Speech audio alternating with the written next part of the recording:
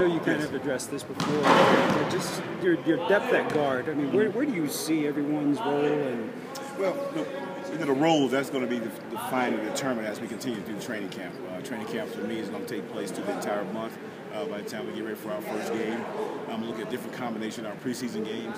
So we have an abundance of, obviously, wing players, and I got to find the right group that can fit well with each other, and then see how that other group balances each other in our second unit. But it's a fun part because I can have different combinations, different size guys on the floor at any given time.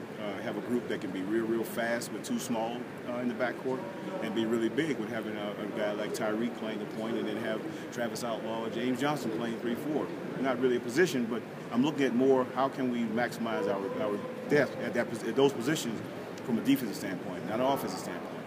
And that's why I'm excited about having that, because I can look at trying to create some things from a defensive standpoint more than an offensive standpoint. Our guys are going to do their job offensively. I know that already. how does Aaron Brooks look? I mean, he's spent a year in China, kind of a year off. I mean, is he getting his legs back? Well, I tell guys all the time when they come over here to the NBA and try to play, and they've been overseas for a while, you have to do things as if you're going to come back to the NBA. Some guys do, some guys don't.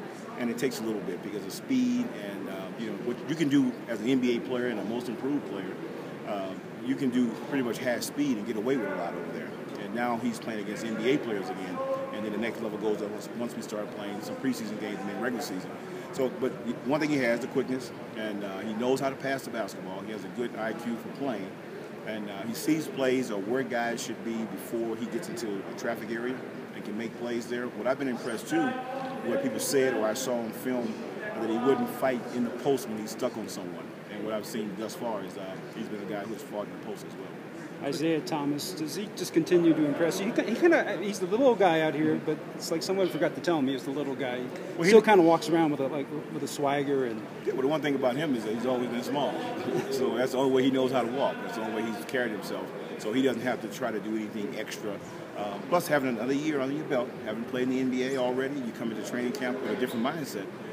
And he's trying to hang on to what he's created for himself already. So he's come in early, trained with his training camp preparation, and now he's on the floor, very comfortable, and everything that he's doing, being able to lead like he did last year. But now he has another notch on his belt right now. Talk about your impressions of James Johnson.